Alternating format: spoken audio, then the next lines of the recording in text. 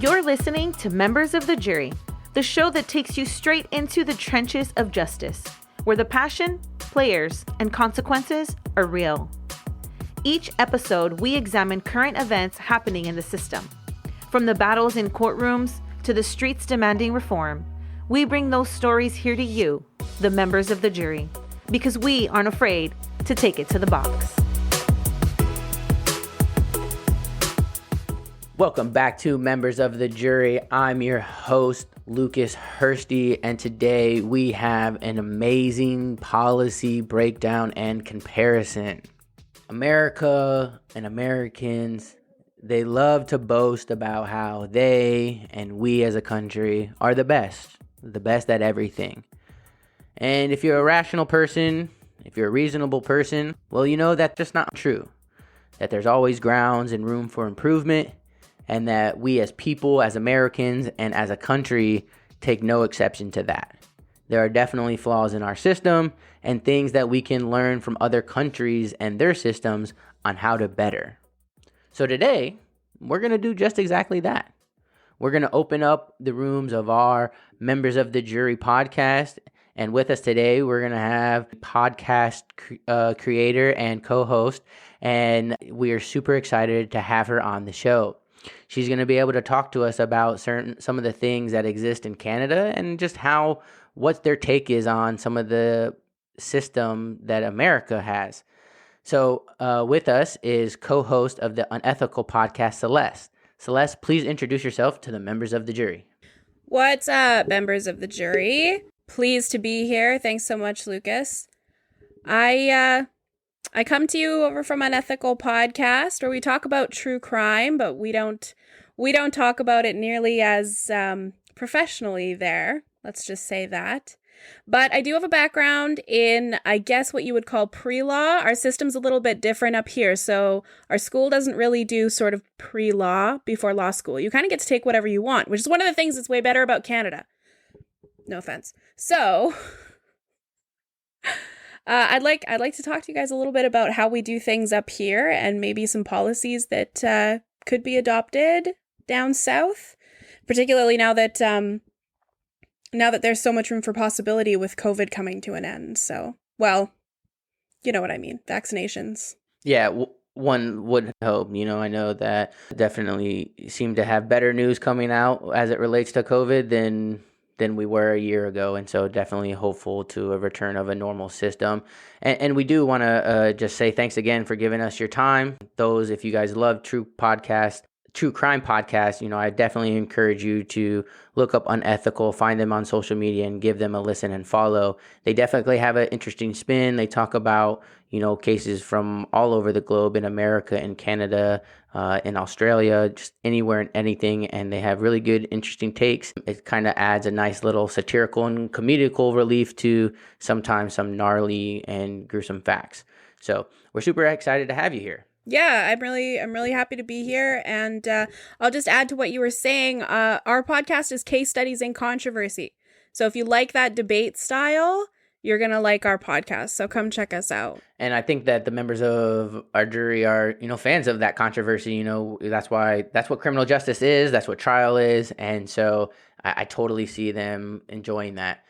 One of the first things that I want to get into and talk about, we had an opportunity to speak a little bit last week and again before today's show, and you were just informing me on some of these differences. And one of the things that stood out to me was the difference between the way Canada seems to approach their sexual registration and sexual related crimes compared to how the United States does.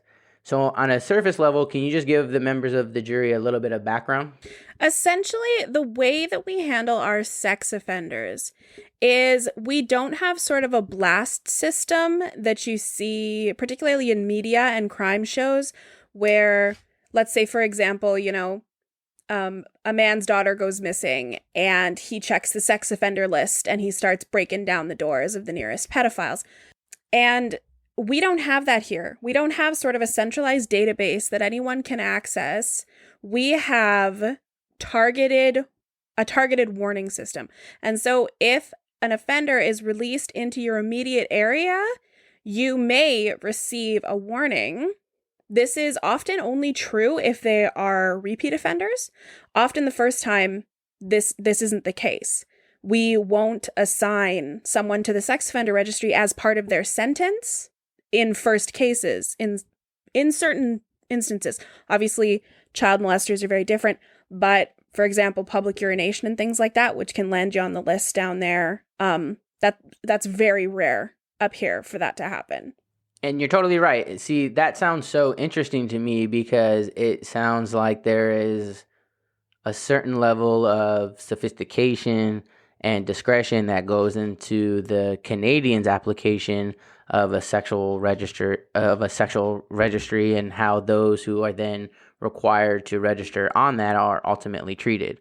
Where in the United States, oftentimes there are certain offenses, very little of them actually come with a judicial discretion to impose the sexual registration requirement.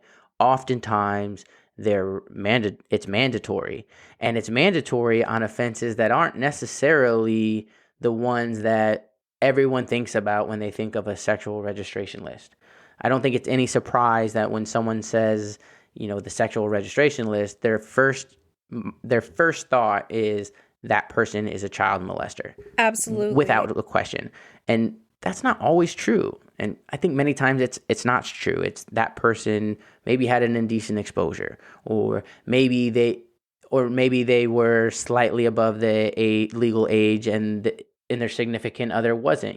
There's some states apply what's called a Romeo and Juliet law, where if the individuals are within 2 or 3 years, then that can negate the criminal element of their relationship. But in other states, that doesn't exist. And so there isn't really this kind of universal concept as it relates to what it means to be a sexual deviant and then to get on the registry. And so in the United States, you're blasted no matter what. And so I know in my field, that level of kind of discretion that it sounds like the Canadian system applies is really appreciated. It is. And with regards to the Romeo and Juliet law that you were, policy, I guess, that you were talking about, that is actually how we do things up here too. Our age of consent is technically 16, but if it's within, it is 2 years, then there is consent unless one of them is over the age of 18. So no one over the age of 18 may have a sexual relationship with anyone under 18, but under that, it's okay within a couple of years. So that is one of the things that I'm, honestly a little surprised that the U.S. has in place, because they do seem to be very quick to label people as perverts and deviants, versus up here where Canada has a very strong system built on encouraging people to live normal lives after. Whereas the policies with regards to sex offenders down there are very counterproductive to reducing recidivism. Because once you're on blast, you're facing difficulties financially, you're facing difficulties socially, dating, obviously. So, there's the sexual frustration that comes with dating. There's the need to have income that comes with not being able to find work. And so they're more likely to go back and commit more crimes, right? And so we have a very... That's such a good point, though, and I'm sorry to interrupt, but that was just such a good point because, the whole point when someone thinks that way of that this person is a sexual deviant and they need to be registered, one would almost automatically think, well, they need treatment and they need help. But the moment that they are labeled a sexual registrant, they lose the qualification and the resources that they need to ultimately get that treatment and that housing. Like you were saying, they lose, not only financial, help, but they lose certain housing help. Certain facilities can no longer accept them. They can't be within certain yards of so many places. And so it's so much more devastating than just the social construct of this person is, a predator, which could be wrong in the first place. Can I ask you a question?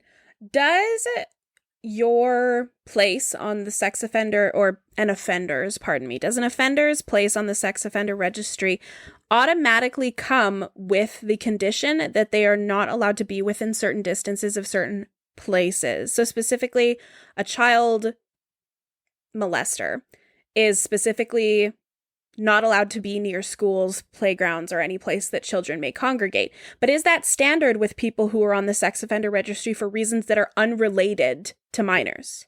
To my understanding, yes. And that's ridiculous. Because you've cut their housing in half. Yeah, a lot of things in half. I mean, the ability to, not even their housing, but the ability to enter into residential treatment programs or certain mental health treatment facilities. Like a lot of those things, because the ban doesn't come under necessarily the penal code that they violated that got them on the registry. The ban comes from the existence on the registry. And so oftentimes it will say that an individual is precluded if they are listed on penal code such and such registry. And so it doesn't even take into contemplation what offense did they create or commit to get on that registry. It just cares whether or not they're on that registry. That's another thing that's very different about here, because I have received warnings in the past of particular sexual offenders. Sometimes it was people with a history of offending against minors, sometimes just rapists, and often violent rapists, because they are released often, which is crazy to me. But one of the things that you see on that is they will list basically all of the restrictions that they have, all of the conditions of their release. And if you happen to see them violating this in your area, you can then call and report them to their parole officer. But the interesting thing about that is none of them, with the exception of people who specifically says you are at risk if you have a child in this age group, have any conditions about where they're allowed to live. The violent rapists who have been released for the 4th time, who are a threat to all women in the area, they can still live and go wherever they want, with the exception of bars, usually. It's categorical, where yours is not. Right. That's crazy. And I think that you hit the nail on the head when you talked about the focus on recidivism and what goes into it actually occurring again or whether it doesn't. And, just to convict someone, put them on the registry and bar them from a lot of the resources that they would need to ensure that they don't recidivize, well, it's counterintuitive to then impose some of the sanctions that they ultimately get with. And I think that's actually a really great segue to the second point in this field that I wanted to cover. And so when I was doing some research about the Canadian sex registry law, I came across this article. It will be in the show notes. I found it really interesting and quite fascinating, honestly, in that, so it was talking about the notion how in Canada, similar to the United States, they have this take in that in criminal courts, in America, you can be found not guilty by reason of insanity. In Canada, they refer to it as just not being found criminally responsible. And basically what that amounts to is that, yes, the actions that amount to the crime may have occurred, but ultimately the mental state that was present in the individual who committed the crime can't rise to the level of criminal intent. And therefore they actually can't be found guilty of the crime. Now, again, I may be mistaken, but I'm almost fairly confident that in the United States, that if you are able to achieve a not guilty by reason of insanity, then there can be no requirement and no mandate that you then had to enter on the sexual registry list. However, in this article that I was reading about the Canadian sexual registration, it was talking about how prior to November of 2020, that wasn't the case. That in Canada, if you were found to be not criminally responsible, you could still be mandated potentially to go on the sexual registration case. As you already highlighted, there was a lot of already factors that go into whether or not you then have to be on the list, but simply being found not criminally responsible wasn't an automatic exclusion. However, that did change in November, and they are now making modifications and amendments to what's known as Christopher's Law in Canada. So can you just go into what your thoughts are about that, Celeste? I'd really like to know, because I don't know for certain the details of Christopher, of the namesake of this law. I don't know exactly what happened here, but this, I think, based on what I know about the Canadian justice system, this makes a lot of sense, because we prioritize help for people with mental mental health problems. And so I don't know if you remember, this was in 2014. No, it wouldn't have been 2000, doesn't matter. Vincent Lee took a Greyhound and he had a psychotic break, schizophrenic episode. He beheaded another passenger. And he was found guilty, and he spent some time in an institution. He's actually out now and walking around, and he actually lives in my city, which is unnerving. But that's an interesting case because similar situations will be found not criminally responsible. And so the reason that I think of this is I tie it into you cannot be responsible, particularly for things that you do sexually because of a mental illness. For example, people who have very low levels of intellectual functioning. And so a romantic relationship with a child, for example, is understood as though they were another child. And so it's very different. But they're just as much of a threat, which is the problem. It's not intentional, but they're still a threat. And so there's a responsibility to the public to let them know that this individual is a threat, even though they don't do it on purpose. And so I'm sure that was a very difficult judgment call. I unfortunately don't know much about it, but that would have been incredibly difficult with Canadian law because of how much we value privacy and how much we want people with mental health issues to be treated and live normal lives after they're involved in the justice system. Well, I'll tell you what, for not being familiar with it, you hit the appellant's argument that was ultimately the convincing argument perfectly. I mean, in the article, it talks about how the government argued that they wanted to keep the law the way that it was because they believe that by changing it, it would suggest that those who were found not criminally responsible could represent a higher risk of recidivism. Whereas the appellant, they made the argument that simply making mentally ill individuals who are then obviously found not criminally responsible to have to register, well, that's more of a punishment than people who are actually found guilty of actual sexually related offenses, because even some of those who are convicted can, they said, what's called, quote unquote, have exit ramps that then allow them to not be on the sexual registration at all or for as the same period of time. But the thing is with mental health is that unfortunately, even if you're able to get stabilized and treatment and medication, that underlying mental health issue isn't going away. And if it's not going away, and that's the basis as to why you needed to register, well, you've just been sentenced to a lifelong registry. And I think, fortunately for those individuals, a new ruling has come into play, and it's the right ruling. And so I think that that's super great and progressive. And I know I personally love to see, and hopefully is definitely the case around the globe, that those who are suffering from mental health illnesses shouldn't, one, be held to more or less the same kind of standard as those of us who don't have mental health illnesses. And secondly, they then definitely shouldn't be more penalized or scrutinized or sanctioned solely because they then have those mental health illnesses. With that, I'm just, I don't know if you ever saw the movie. It was called The Curious Case of Benjamin Button. Did you ever see that? I did. Yeah. You remember there was the scene with, I can't remember, it was like a family friend or something, but her daughter. And while the two were technically the same age, he was an old man because he aged backwards, right? Right. And the mom caught them in like a fort or something, and she freaked out. And it makes me think of that because it is essentially the same concept with people who are suffering from mental illnesses, particularly that relate to their intellectual functioning, where in that moment, they genuinely don't see anything wrong with it. And I think regardless of the justice system, particularly because these people, the lawyer really does everything. They aren't really actually involved in the process too much. They have a legal team that does this for them.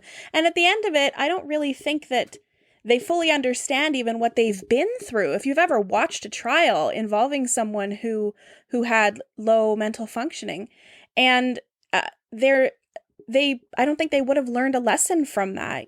They're still not going to see something wrong with, for example, if they live in a group home. There was a gentleman I used to work for a grocery store, and I met him a few times. He lived in a group home, and in the group home, they were all low functioning. And one of the things that they did was they touched each other freely. It was just something they wanted to do, and they did it, and nobody had a problem with it because they were all just having a good time. But then he goes and he's on the bus one day and he does it to a woman on the bus, and it's very different. He has now sexually assaulted this woman, but he didn't mean to. But if he's going to be integrated into society in this way, people still need to be aware of that, because those people are also fully grown and can get angry if you aren't sensitive when you're explaining to them what they're doing wrong. I think that's a really a good choice, a good move on their part. I think that's the most responsible outcome. I agree. And I think the interesting part is that calling a spade, it's just a lose-lose situation. I mean, there is obviously still a victim that exists that I'm sure has had a traumatic experience, one that, could leave them scarred or leave them with PTSD in certain situations. And if it is at the result of an individual who is suffering from mental health, then sentencing to that person, potentially to life behind bars or the sexual registration list that they'll just never be able to overcome, again, because of that existence of the mental health. It's just a super sucky situation. And, you really got to feel for both people. And, for the most part, I think that those victims, they have their stability. So, and obviously it's going to be messed with, and, they might need to get some treatment and counseling of their own. And I'm not trying to minimize or condone, these acts, but in my opinion, the more vulnerable person is the one who has the mental health issue, especially if that person doesn't have any resources, family, friends, treatment center. Like, they're navigating through this world, this complicated world, with that mental health illness, by themselves. And it can be super hard to navigate through. I think the most interesting part of your argument, and I think what is essentially the core problem in this entire issue, is that what's the sex offender registry actually for? Because it's not supposed to be a punishment. This isn't in place to punish you. This isn't in place to hurt you. This is in place to protect society and allow you to no longer have to live in an enclosed environment. Incarceration incarceration behind walls versus, I don't know, sort of social incarceration outside, whatever you want to call it. And that's the problem. It's not supposed to hurt them. And here in Canada, as long as they aren't violent and, it doesn't really hurt them because of the way that we respect their privacy. As long as they don't offend, they're fine.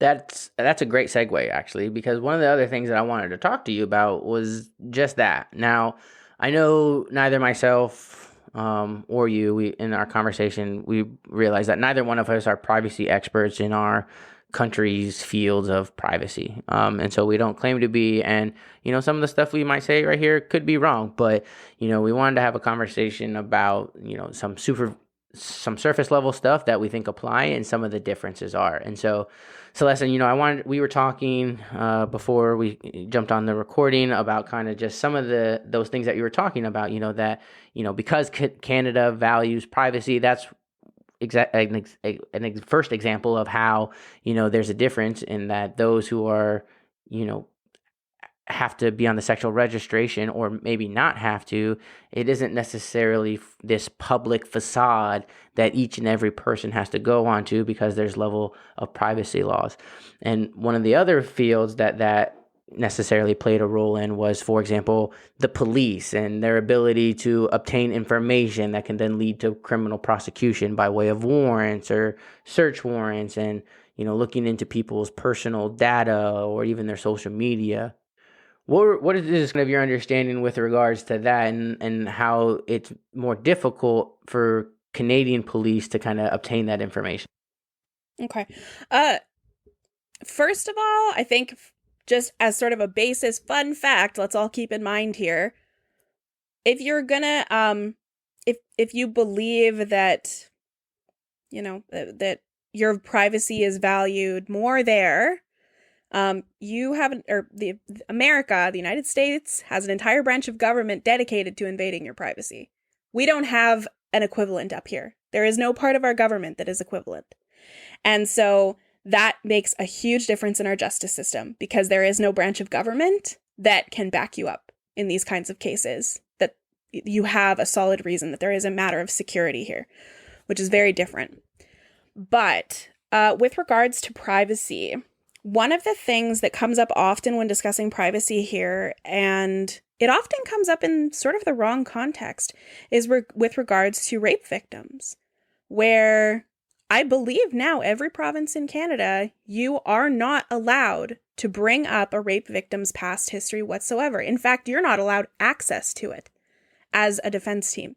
You have no right to check her email. You have no right to check her text messages. You have no right to check any of it on the grounds to establish her as, for example, an unreliable witness or whatever. And so people often talk about it in the concept of, this is a way to protect them from being the ones who are being prosecuted, when actually it comes down to a matter of her privacy, because ultimately her past is irrelevant. There is no legal reason her past is relevant to the case whatsoever. Either she was sexually assaulted on this situation, or on this what's the word I'm looking for? On this occasion, or she wasn't. It's that simple. And I don't know. Perhaps Lucas, what's the policy like down there? Is that true there? So for certain defense, from the defense side of things, there's definitely can be a request, and I think any prosecution would object and try to limit any kind of scope of a victim's background and character information coming in, and then it would ultimately be for a judge's discretion. If they found it relevant or that it could attack her credibility, then the sky's kind of the limit. A lot of the stuff in our system is always subject to judge's discretion, and one or two kind of pieces of evidence code that they can rely on. I mean, first and foremost, if something's not relevant, then no judge should allow it to be in. But what can be deemed relevant, is really subject to interpretation, whether it goes towards a theory of a case or a theory of defense, because some of the defense theories, as you I'm sure are aware, can be pretty wild and outlandish. But, if they're able to achieve the job of negating the criminal elements, then that's the defense that needs to be done. Yeah. And credibility is kind of a safety, or like a wide net that can be cast. There are a whole lot of ways you can say that something is going to establish credibility. It's, narrowed quite a bit versus here. They have to get a little bit more creative, I think, up here. So, in particular, one of the things that I do know about is our privacy laws related to our data, I guess you could call it. So that's personal text messages, personal phone call logs, emails, things like that. Basically, if your text messages or conversation histories are circumstantial to the case that's being presented, then you're not going to get them. You're not going to get them. The phone company will not give them to you. If they are served a warrant, it will be appealed. They're not going to give it to you because of our privacy laws here. Because if they do, they are now liable for a whole lot of violations. And as a company, they can't take that kind of heat. So the answer is no. And you are under no obligation to give that information over because of your own privacy, because of, I believe they're called our FOIP laws. You're under no obligation to give that kind of stuff over unless they can prove beyond a doubt that this is absolutely necessary. You're not getting it. They protect all of our private conversations fiercely up here. And it's a beautiful thing. It's it's a feeling of safety in having honest conversations that I've talked to Americans that they don't have. They're sort of, if I talk to Americans and they're like, download this special app to talk to me because I don't want my conversations recorded. And it's bizarre because that would never cross our mind up here. Our conversations are not recorded and we know it. Yeah, I think in the debate when it comes to who has the better privacy laws, Canada versus the United States, you won me at least when you mentioned the whole, we don't have a government entity or branch that solely focuses on, invading that privacy. I don't know of an Edward Snowden like person who's come out of Canada who, has revealed that, as a country as a whole, we are literally accessing everything about that individual and then using our discretion on how to apply it, how to connect it, what to do with it.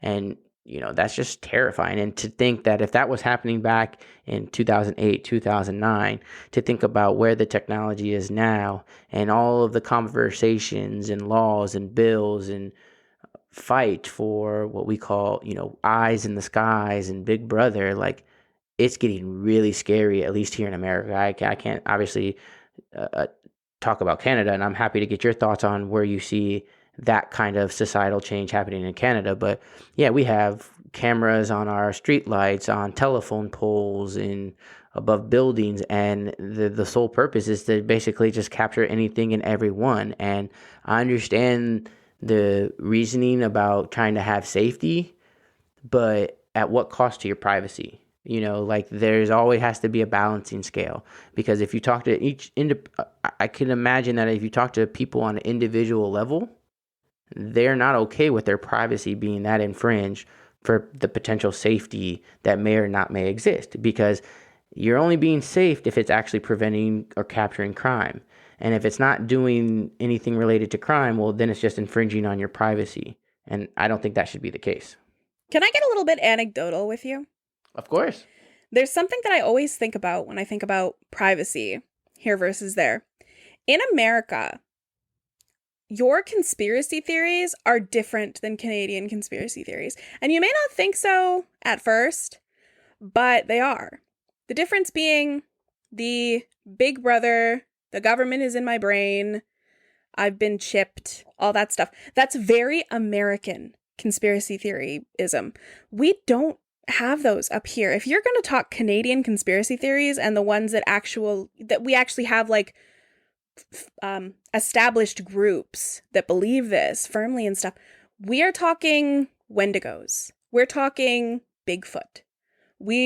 Not even really aliens, because aliens also comes back to government. That's also something we don't have here. I mean, down there you have like 110 alien hotspots, right? That you can go, and there's a whole tourism industry based on that. We don't have that up here at all, because it all comes back to the same neurotic belief that your government is in your brain, man, and we don't have it. So we believe nature is the one that's like secretly stalking us. We believe that, we're going to be we're gonna meet a wolf in the forest, and that wolf is gonna eat us and then take our skin and then turn all of our friends into skin walking wolf people. That's what Canadians believe, while you're down there worrying about chips in your body. And that's if that doesn't sum up the privacy argue, I don't know what does. Agreed. Yeah, no, I never really thought about it that way, but that's definitely interesting. I mean, I don't want to necessarily venture down the rabbit hole that is American conspiracy theories, because I have no idea where that black hole will take us. And so I personally am going to strive away from that. But I think it's a really good time to kind of bring me to at least my final point that we had talked about, that I think, I think it sounds like Canada and America have maybe some of the same ideals, but the way in which they're actually put into practice and benefited from seems to be drastically different. And that's when we're talking about the notion of custody or alternatives to custody. And so I know you had some comments about this field. I know I came across an article called Community-Based Alternatives Before Incarceration. That was written by Richard Zubrycki. I hope I pronounced that right. And it does a really good job of kind of highlighting the core values of the Canadian justice system. And so I would love to hear, your thoughts on, this focus on alternatives before incarceration. When you opened up this line of questioning, that was a legal term. Good for me. You said, to paraphrase here, because I don't remember, you said that we have the same ideals, but they're different in practice, right? Our justice systems both claim innocent before proven guilty. American justice systems, they do not behave that way. They behave guilty until proven innocent. Whereas Canadian justice is 100% innocent until proven guilty. And that is the whole, exactly what you said, right? And so part of that is that we push for all offenders, particularly young offenders. In Canada, we're very ahead of the curve when it comes to youthful offenders, which is one of the best things about living here, in my opinion.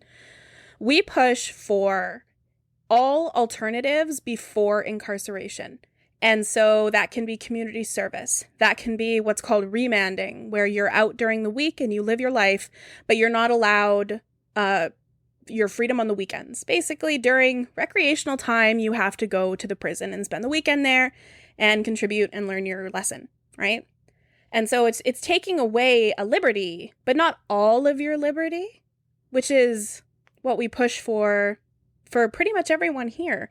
And so there is a downside to that I will admit. There is a level of public safety that America can feel that we don't. That being said, I think it's about equated by the fact that you have guns everywhere and we don't. So we're probably about even safety-wise, feeling safe. Which is that people are way more likely to be released after they've done something violent here. And so we walk around with a lot more people who have violent pasts, but our recidivism rate is comparatively much lower because of it, which again comes back to our privacy. Because they are entitled to their privacy, they have access to a lot more than people who are blasted for being an offender, right? And I believe we talked about the concept of remanding, which is something that you guys sort of have there, but we do that a lot here, particularly for drunk driving, which I believe is what we were talking about before. If you're caught and you get a DUI, you're often remanded because you're most likely to drink and drive on the weekends, right? And so you lose your license, and then you do your remand time, and then you don't get your license back for, I think it's like 5 years or something. And they don't do it again. Generally, unless they're an alcoholic. But if they are an alcoholic, then they're not remanded at all. If they're an alcoholic, they're put into treatment full time, which is a form of incarceration, I suppose, but it's nice, cushy incarceration with TV and, poker or whatever. So I think it's more comfortable here. We have more forgiveness for first-time offenders, particularly younger ones, like teens in particular. Like our juvenile system is very, very small, actually, if you think about it, because it's only a very, very small percentage of young offenders that actually do end up in the juvenile system because they're assigned to usually therapy and community service. Occasionally house arrest for like Grand Theft Auto or something, but in general. Celeste, I love something that you said, though, when you talked about the notion of feeling of safety. And I think it's definitely in America that there's this misconceived notion that the more people we lock up, the more safe that we become or are. And one, that's just not true. Two, I think that as we can see, the more people we incarcerate, there's still arguments that crime rates are going up. So that doesn't really make sense. But I love what you said because it got me thinking, and I think that that feeling of safety really comes from that rate or lack thereof of recidivism. I mean, I come from the belief that, look, no, not everybody has a bad day or make horrible mistakes, but most of the people who find themselves in the criminal justice system, at least that first time, is because potentially of a bad day, of a bad decision, of being at their lowest moment in life and not thinking there was another way out. And so there's so much space to rehab that individual and to give them the opportunity and the resources to show, look, this is what happens when you make these bad choices, when you have these bad days, but we're not going to cripple you to the point where like you have no choice but to recidivize, to commit a new crime. And so if we want to have if we want to have a better overall feeling of safety, I agree. I think that if that goes to the level, that feeling is this rate of recidivism. Like, is this person who messed up going to do it again? And if we're comfortable and we're confident that they're not, then I think that then does have a positive relationship with the level of safety, right? Because we can lock up as many people as we want, but that has no real impact on our level of safety gauge. Mm-hmm. If we may, I know we didn't discuss talking about this, but we did talk about it before. So on that subject of the feeling of safety, and we talked a little bit about the death penalty in Canada, and we don't have one. End of story, cut and dry. There is no death penalty here. Amen. And yeah, whereas down there, perhaps you can tell me, I don't know how many states still have a death penalty. You know, I'm not 100% sure as to how many states have it. I mean, it's really just a state decision. We've had, obviously, Supreme Court cases and arguments to rule that in and of itself it's unconstitutional, but that hasn't been the case. There have been certain methods that have been deemed unconstitutional, but the actual death penalty itself is really just left to a state decision as to whether or not they're going to implement it. So I know that it's essentially constitutional in all states. There's a handful of states that have, outlawed it or put in place memorandums where they're not actually moving forward on them. California's one. There's been a memorandum hold on death execution since like the 1980s, but in 2021, there's still district attorneys' offices across the state who are filing, pursuing, trying, and getting convictions and sentences to death. And so they're just adding to, the 40-year backlog that has been in place, and hopefully that never gets reactivated. And well, it's great publicity, even if it doesn't resolve in death. It still looks good. It's still gonna, sell papers, or that's an out-of-date statement, but it is. But the reason that I brought this up was because I remember studying in university the effect that the death penalty actually has on recidivism. And in periods of time where the death penalty was constitutional and practiced versus during periods of moratorium or states where it's just they don't do it, and the recidivism rates are identical. Essentially, completely identical. The death penalty is not a deterrent. So the death penalty is no deterrent to criminal activity or recidivism whatsoever. And so Canada, again, we've embraced that. We're like, okay, it doesn't work, so let's not do it. Which also helps with the fact that we can respect people's privacy by not creating media firestorms around their crimes. Right?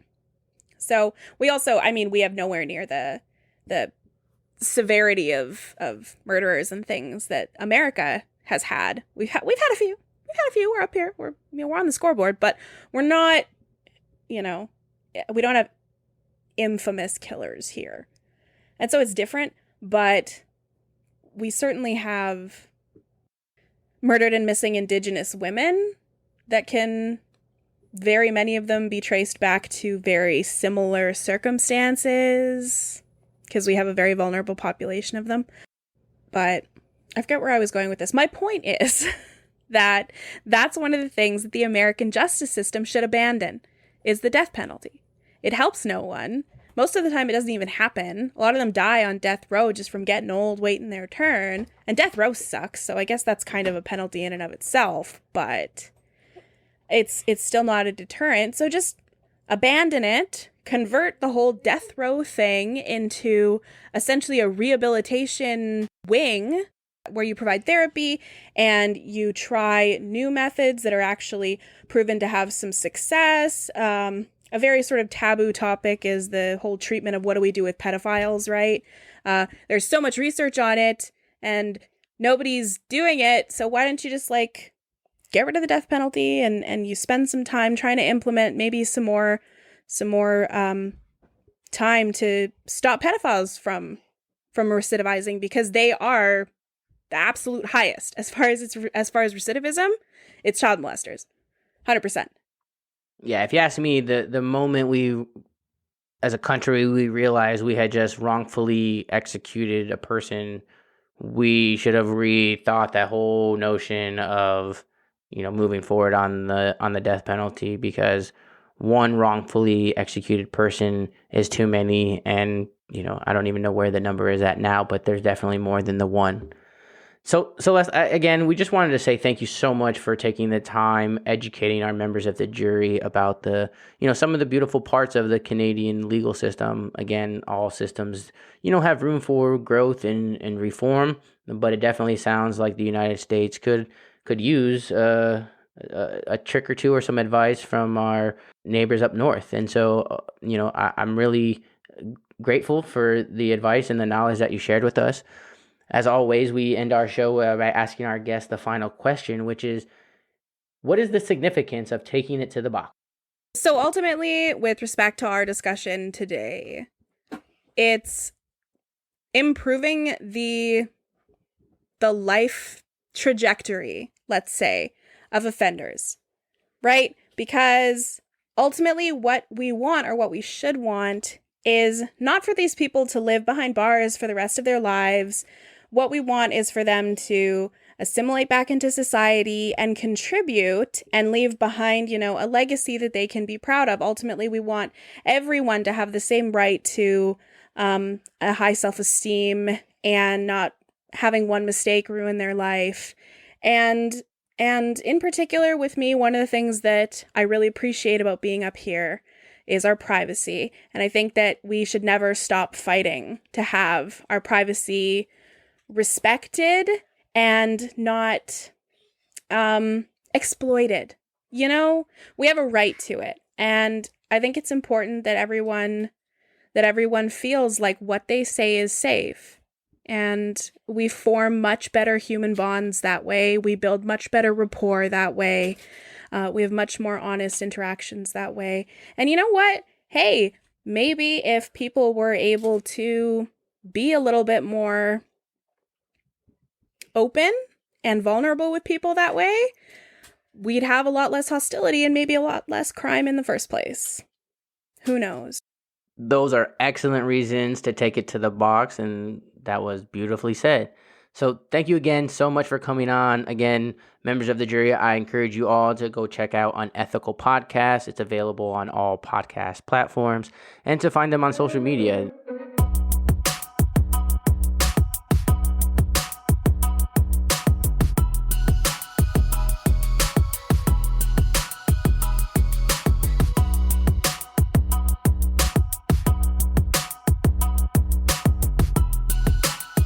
Well, members of the jury, that's our show, and I rest my case. Be sure to come back next episode as we take another matter to the box. If you're a fan of the show, go ahead and subscribe. You can also find us on social media at Members of the Jury. If you want to be a guest or have any feedback, be sure to email us at lhursty@membersofthejurypod.com.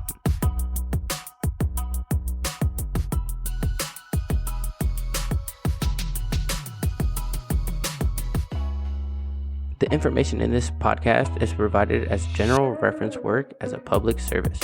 The audience is advised to check for changes to current laws and to consult with a qualified attorney on any legal issue. The use of this material does not create an attorney-client privilege in any fashion. with the podcast, the host, or the guest. This information is for educational purposes only, and no one affiliated with the podcast may be held liable for any decision made based on this information.